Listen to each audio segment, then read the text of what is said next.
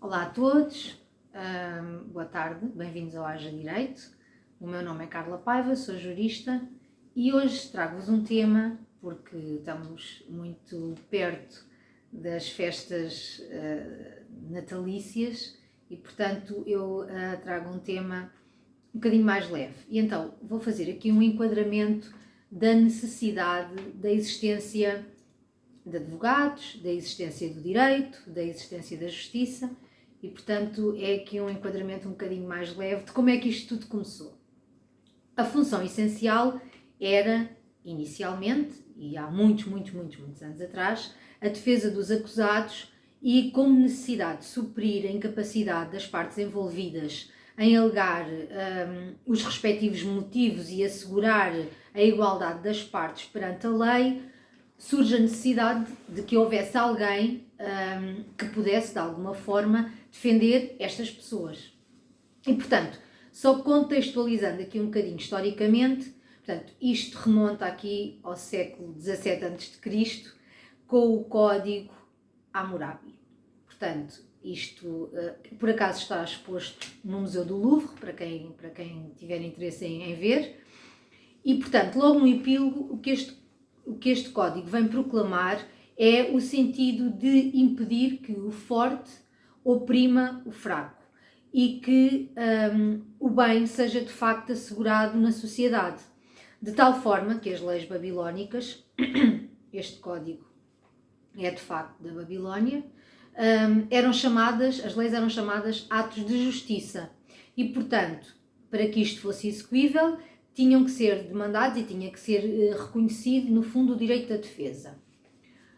Com a laicização do direito, o que acontece é que os juízes deixaram de ser, na altura, houve tempos em que foram sacerdotes, e já agora fazer aqui só um parênteses, eu não vou fazer aqui um vídeo sobre história do direito, porque ia ser uma coisa muito longa, não é? Não dava para ser sucinto, e portanto vou aqui apenas falar e focar em algumas coisas que me parecem a mim mais interessantes neste contexto. Portanto, os juízes deixaram de ser, com a laicização do direito, deixaram de ser os sacerdotes e os templos deixaram de ser os tribunais, portanto, passaram a ser edifícios civis e a serem usados para o efeito de julgamento, enfim.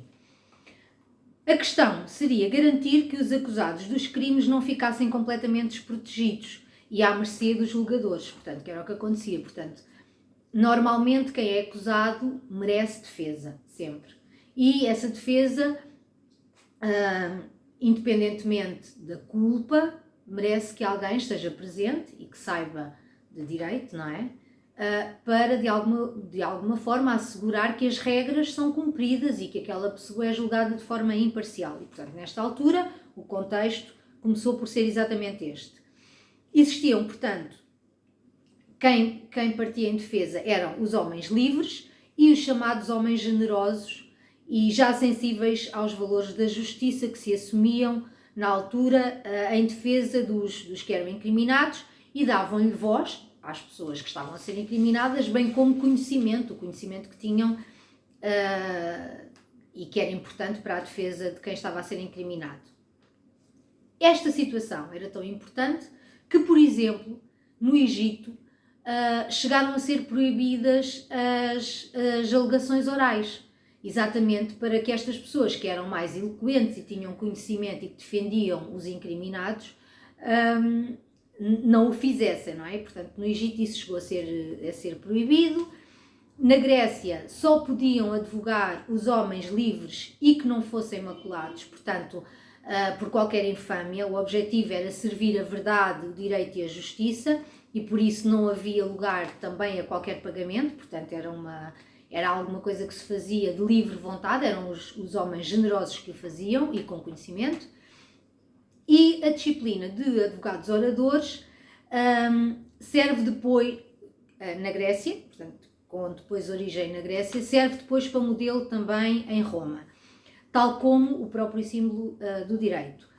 Em Roma, o direito começa no fundo com a lei das 12 tábuas, no ano 450 a.C.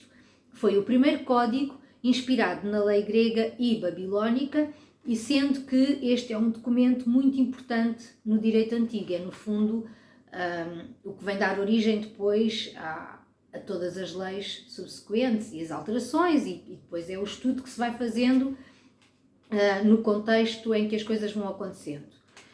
Nos finais do século III a.C., foi criada em Roma a primeira escola de direito. Pronto. A profissão de advogado só vem a ser institucionalizada pelo imperador Justino I, é depois confirmada pelo sucessor e sobrinho Justiniano, com uma coisa muito importante, que é o Corpus Juris Civilis, que é o corpo do direito civil, no fundo, a origem do direito civil. A atividade de advogado era reservada então aos homens livres e sem mácula, no entanto, de ressalvar que em Roma já existiram, na altura, duas mulheres de nome Amásia e Hortência, que exerceram a função de defensoras, no fundo, e eram chamadas de mulheres generosas. Não podiam advogar não podiam advogar em qualquer circunstância, só podiam advogar efetivamente em causa própria. Depois é o chamado Código Teodósio, que admite as mulheres em tribunal, mas também em apenas causa própria. Agora, fazer aqui uma ressalva. Em Portugal, fomos profundamente, vamos agora trazer as coisas um bocadinho, contextualizar aqui para o nosso país, não é? Em Portugal, fomos profundamente marcados pelo direito romano e pela Igreja, deram origem às primeiras escolas e à Universidade de Coimbra. Para exercer a advocacia tinha que ser um homem de bem e não ter má fama. Pronto, já agora fazer aqui uma partilha.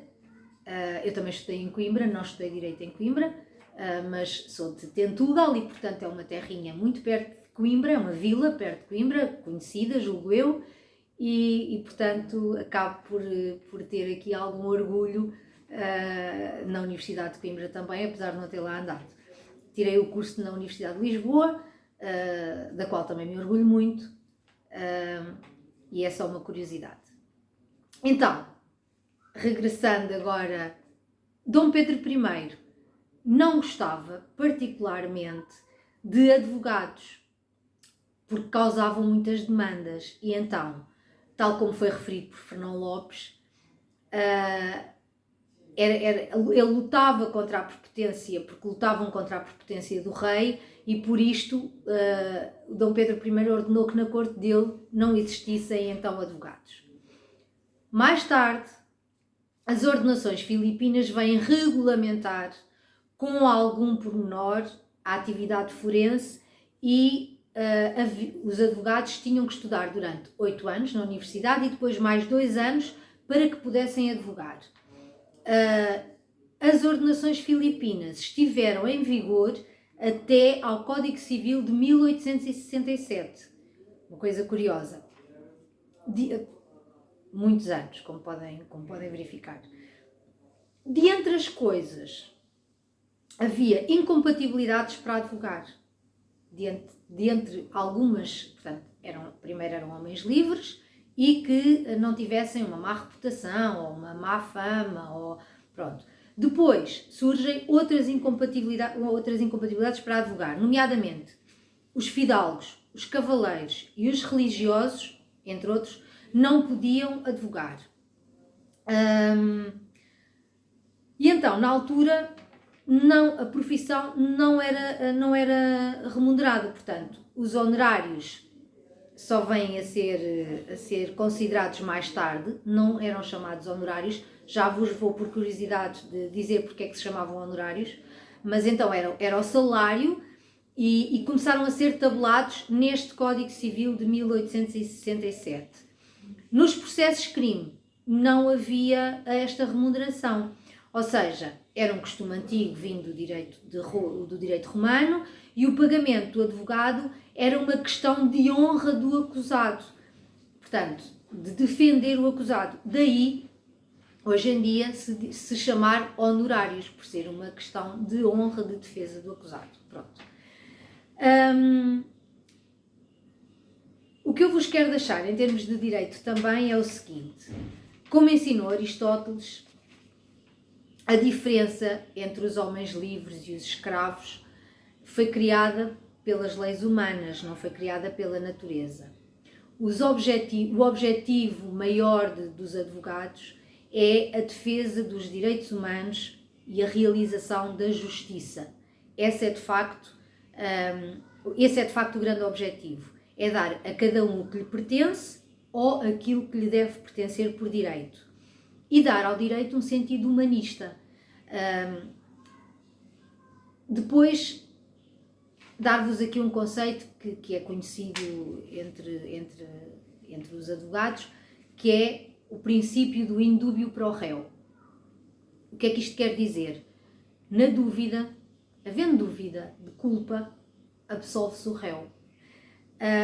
Porque uma condenação injusta mancha, efetivamente, todo e qualquer sentido de justiça que possa existir e a verdade que deve haver a respeito da dignidade humana. Queria só terminar deixando-vos uma curiosidade. A primeira advogada portuguesa chamava-se Regina Quintanilha e recebeu no dia 14 de novembro de 1913, pelo Presidente do Supremo Tribunal de Justiça, autorização para poder advogar. Isto foi um passo gigante. As mulheres começaram de facto a mostrar em Roma e depois, muitos anos mais tarde, em Portugal, surge então a primeira advogada em 1913. Pronto, isto é um tema muito levezinho, foi só aqui um enquadramento pequenino, histórico, mas só para se perceber a necessidade de haver direito, de haver advogados e de haver quem defenda alguém que esteja a ser incriminado e que possa de alguma forma ser uma mais-valia na vida dessa pessoa, inclusivamente garantindo a humanidade de todo o processo. Isto é o que se deseja. Então, por hoje é tudo. Desejo-vos um resto de semana excelente. Tenham umas boas festas, na medida do possível, para toda a gente. E até à próxima semana. E sejam felizes.